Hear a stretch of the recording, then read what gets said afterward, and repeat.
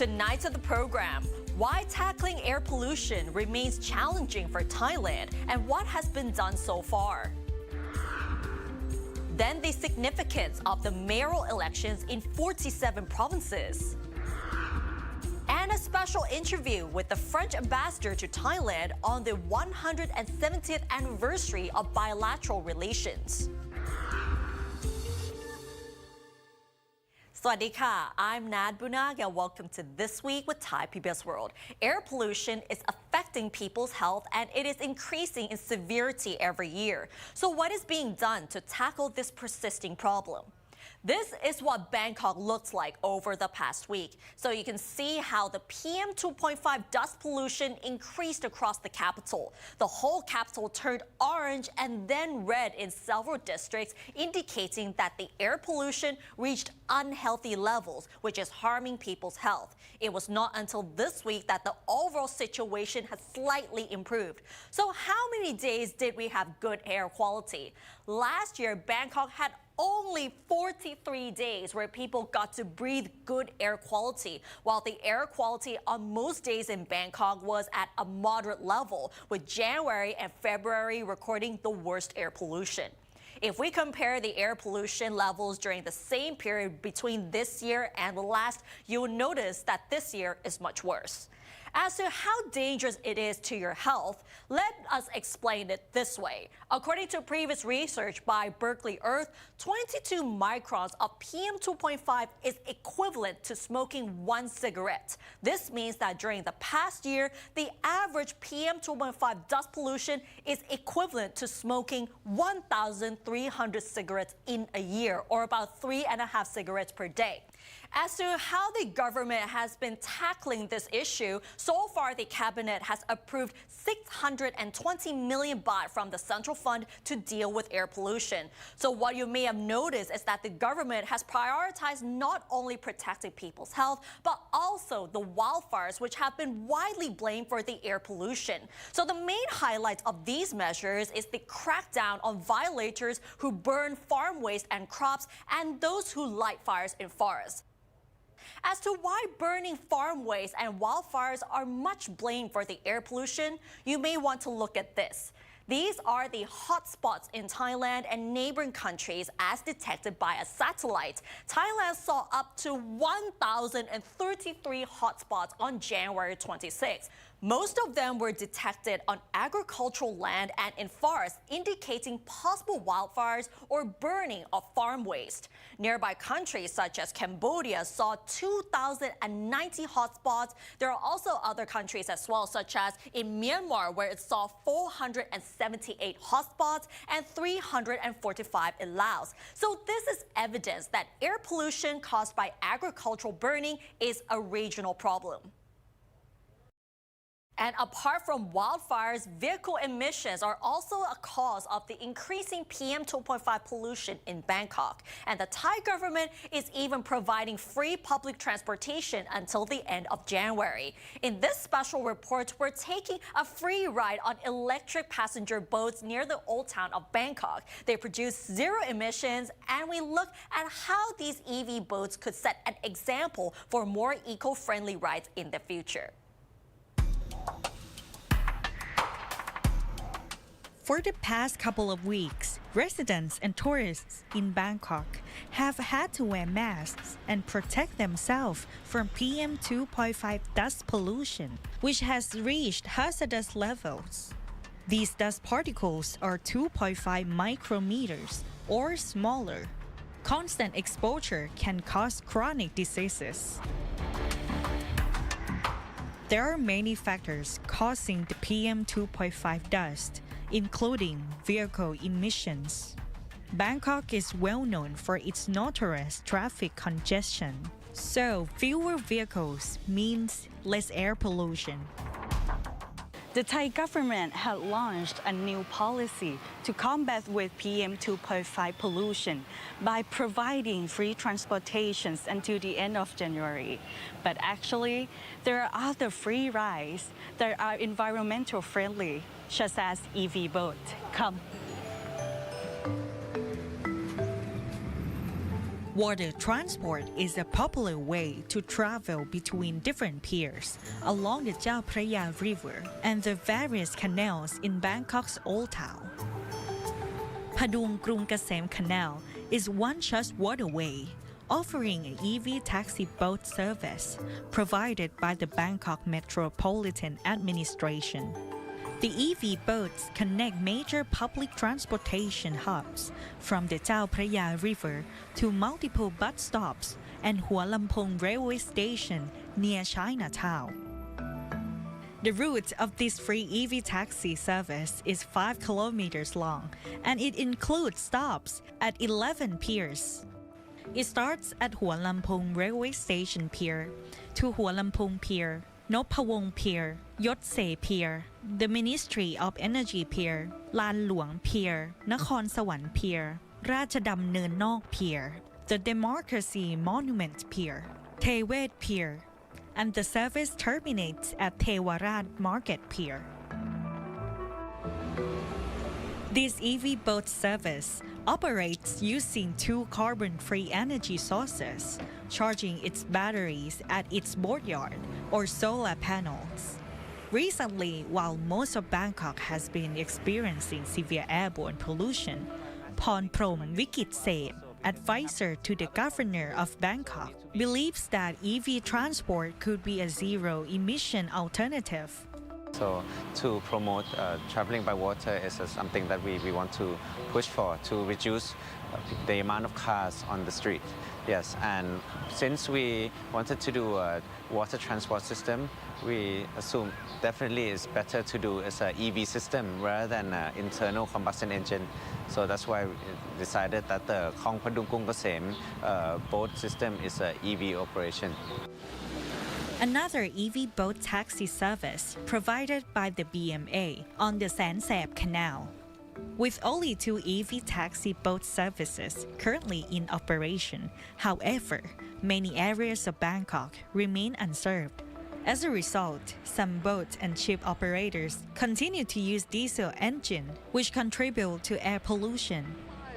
Pornprom, however, explained that the BMA is collaborating with the Pollution Control Department and the Marine Department to inspect boats and ensure that they meet environmental standards. We use the dust sensor system and also the opacity test to see if there's black smoke coming out of the tailpipe of the boat. So every day we have scheduled to go and check. So if any boats do not pass certain tests, they will be having to go and maintain their boat. The advisor to the governor added that the BMA is looking to provide more routes with EV boat services. He said that the BMA could collaborate with the private sector for a greener initiative for public transport in the future projects. We have to explore new projects because the more boat system we have with high demands, the more we are able to bring people into the system of public transport and leave their cars behind. So definitely looking at more canals. This could be BMA invested, or BMA can help do like a pilot project. So just to run to see if there's demand. The EV taxi boat service was launched in 2020, but was temporarily suspended in 2022. The service currently runs on weekday mornings and evenings, with extended hours on weekends from 8 a.m. to 7 p.m. Tourists can enjoy a sightseeing tour of Bangkok on the EV boat service. Warisala Sehan reporting for Thai PBS World. Apart from PM 2.5 dust pollution, now let's talk about Thai politics. Tomorrow is another big day in Thai politics as the mayoral elections are taking place in 47 provinces across Thailand.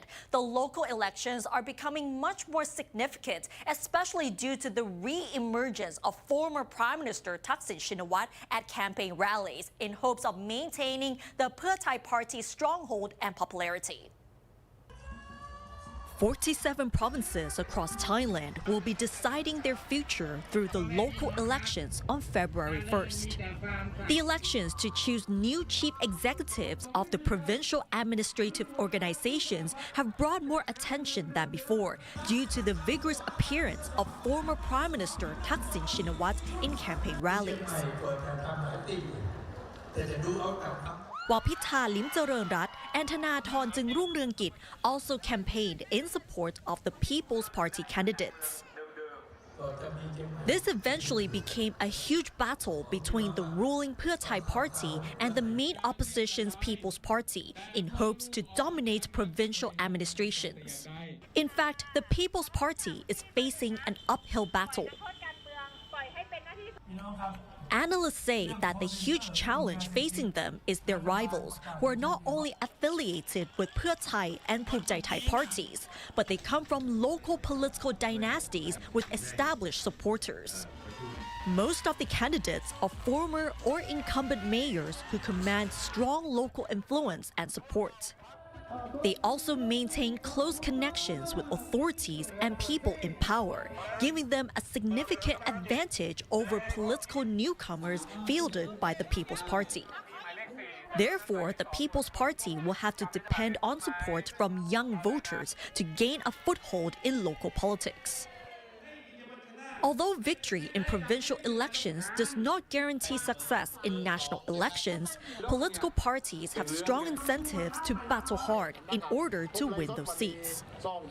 Having control of provincial administrative organizations gives them power over large local budgets, which allows them to expand their political networks. Winning one of these local posts is also seen as a springboard to national power. The Pheu Thai party is officially fielding candidates in 16 provinces, while the People's Party is contesting in 17.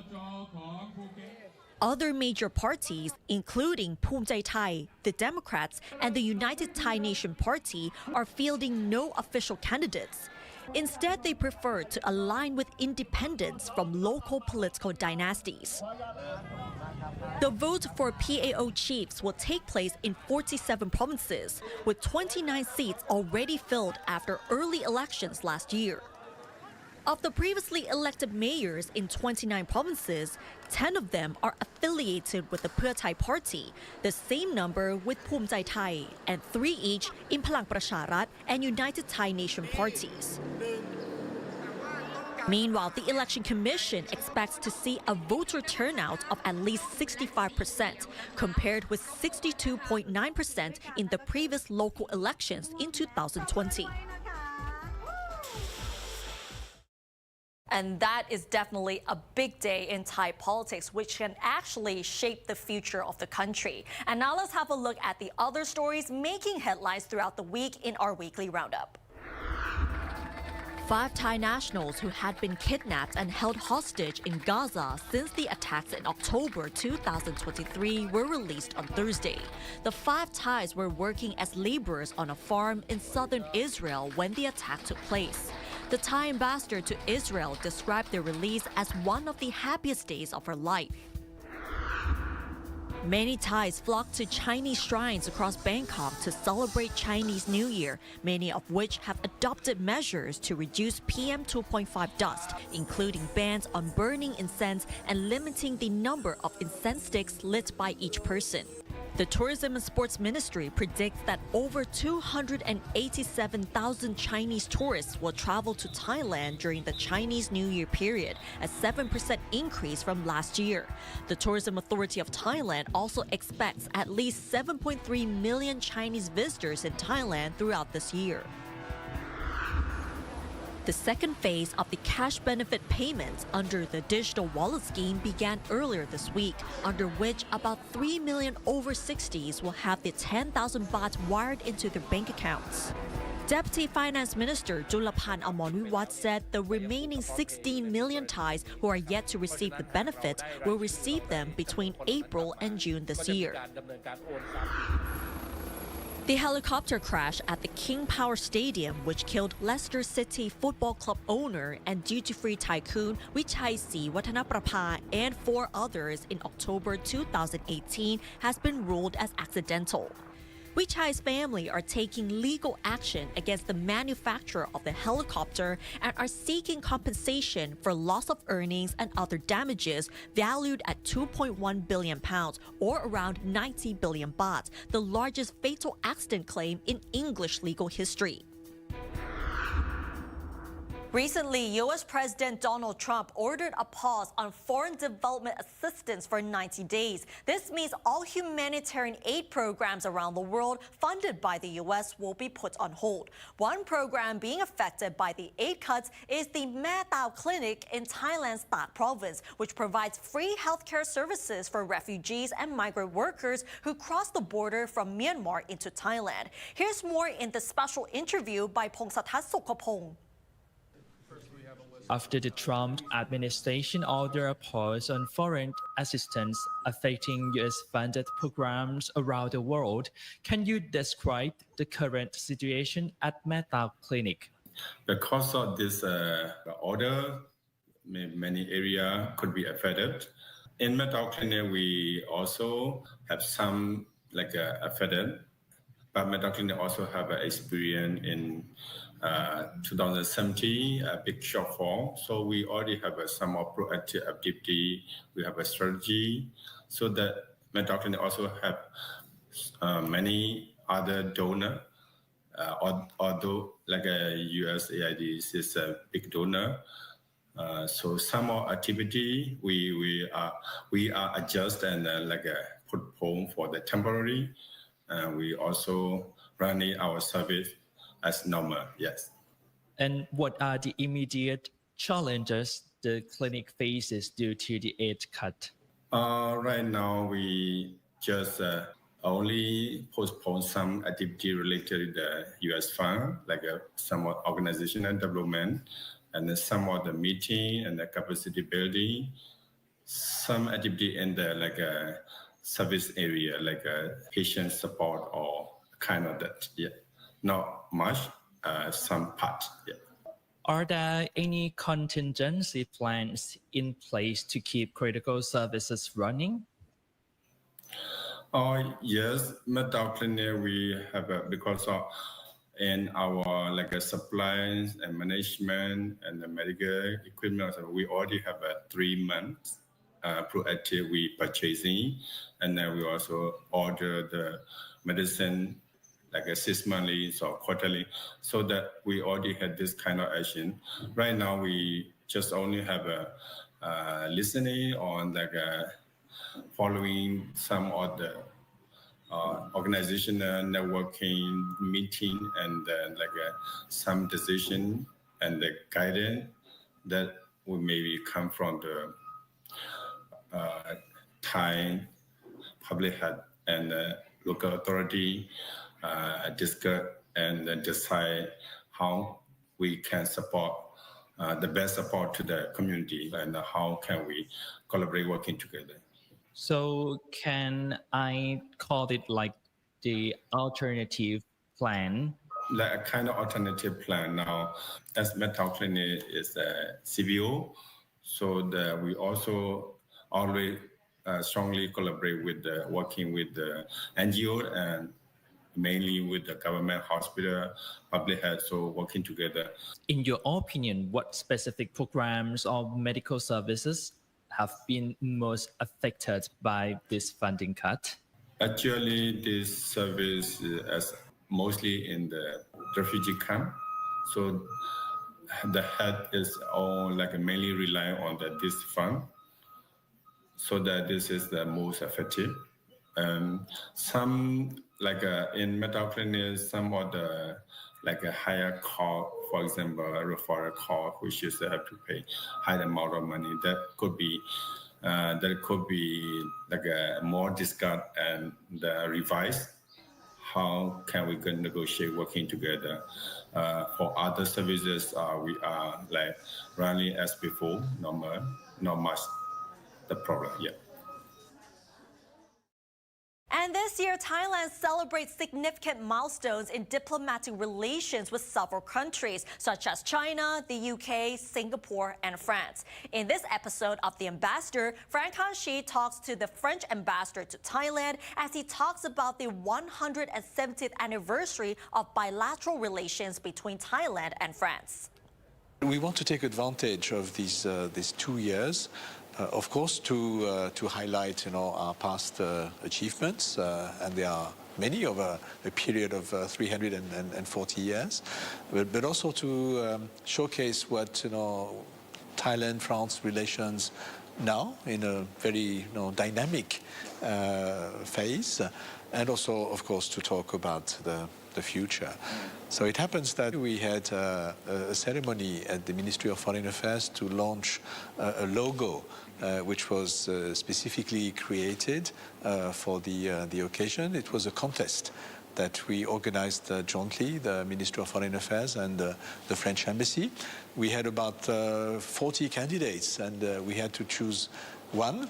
So I think it encompasses quite well the message that we want to give with two iconic buildings, Wat Arun for Bangkok, the Eiffel Tower for France, and the two figures, 340, 170. So how about the collaboration on technology? Because, of course, this is one of the strengths of France and aviation too, of course. Is there any discussion or even kind of like collaboration for education is the strong part, aviation is the strong part, and technology too? Have you talked about it for further collaboration in the future? We have a ongoing cooperation with Thailand in the aviation industry. Airbus is quite strong here. It could be even stronger, depending on the Thai side. Not only in the aviation, but also the space industry. You may know that we have provided a number of satellites to Thailand, and we are very much willing to go further in terms of aviation. We see that there are also new areas coming that will be important for the future, like artificial intelligence. We are hosting a summit in France next month, and we hope that Thailand will be represented at a high level and play its part. You have deep engagement with two Prime Minister of Thailand, actually, Srettha Singh, and of course the current Prime Minister, Paetongtarn Shinawatра's government. Have you seen some difference between two Prime Minister when you have engaged in the government with both administrations here, or? Well, to answer your question in simple terms, I think the policy is quite similar, but the styles are different. Prime Minister Srettha was coming from the business sector, and his way of doing things, I think, was inspired by his whole life as a businessman. So very practical, very result-oriented. Prime Minister Paetongtarn, her style is different. She has maybe less experience. She's much younger. But we hope that, because it's still early days, that we can build also with her and her government the same good relations to bring results for the bilateral relations. But I'm quite confident that we'll be able to do it. Issue right now, the geopolitical issues right now in the region is more complex than before. What do you think about that? Like since when you came to this region, 90s? When I was here 35 years ago, the main issue in this part of the world was Cambodia. Because Cambodia was an unsolved issue. Now, war was still going on. There was no peace agreement. And actually, I was here also at a time when we started the peace process. It was very interesting and very rewarding, because we managed to sign the peace agreement in Paris in October 1991. Some of the tensions that we see now are also related to this power game that has changed. and you still have localized conflicts like Myanmar, which is basically a civil war, which has an impact on its neighbors. Of course, things are different, but you could say that the Myanmar problem now is the Cambodia problem of the time. We need to find a way out. And still on international relations, but now with a focus on military affairs. One of the most powerful warships in the world, the USS Carl Vinson, has arrived in Thailand for a scheduled port visit. Our reporter Gittipat Chusukjit was at Laem Chabang for an exclusive look at the aircraft carrier.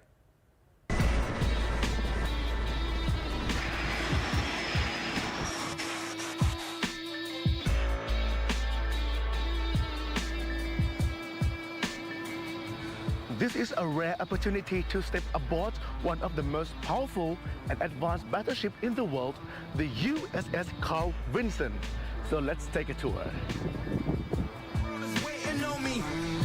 It's been a long time coming. Anticipation is big. The ship's presence in Laem Chabang port in Thailand highlights the long-standing security partnership between the United States and Thailand, a relationship that has lasted more than 190 years. Rear Admiral Michael S. Washe, commander of Carrier Strike Group 1, emphasized the significance of this visit. We are here, as mentioned, to operate very closely with our allies and partners in the region to continue to sail and support a free and open Indo-Pacific. So we were very honored to host the Minister of Defense and the heads of the Thai military yesterday to show them our operations while we were here in the Gulf of Thailand. And we talked about the importance of operations and exercises like Cobra Gold and RIMPAC to further enhance our strategic partnerships and alliances in the region for a free and open Indo-Pacific. This visit is not just about military cooperation, it's also a cultural exchange opportunity for the crew. Sailors will explore Thailand's rich heritage, participate in community service events, while Thai-American sailors aboard will reconnect with their heritage. Most rewarding part is traveling to different countries like Thailand. Pretty excited to be back here again, and we get to go to other countries too. Being away from home, Just home. yes, being away from home, you get homesickness, but in the end, it's really rewarding when you come back from deployment. So in the end, it pays off.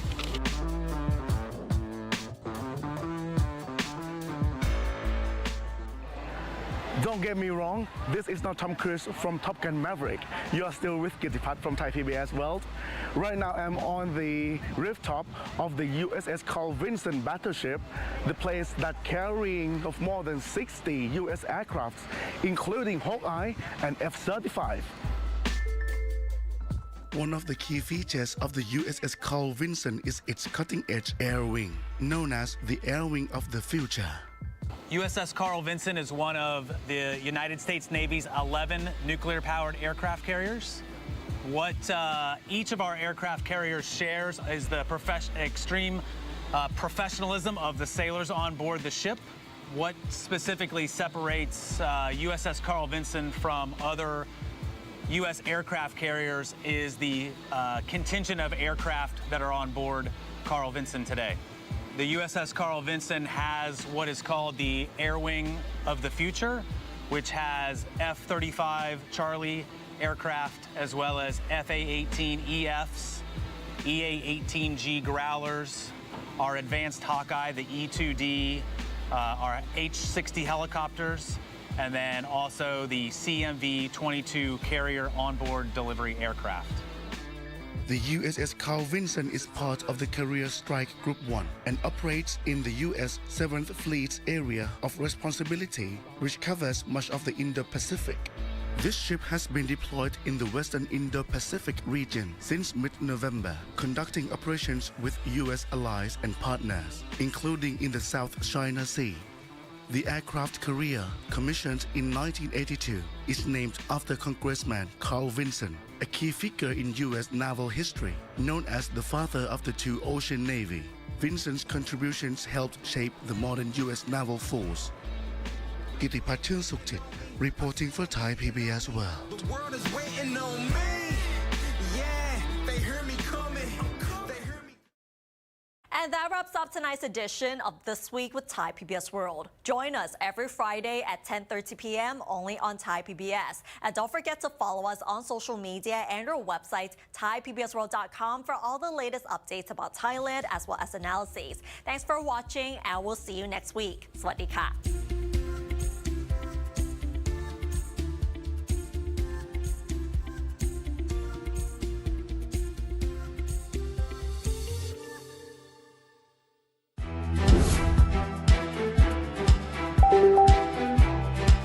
ติดตามข่าวสารรอบโลกให้คุณไม่พลาดทุกความเคลื่อนไหวครบเรื่องทันโลกได้ทุกที่ทุกเวลา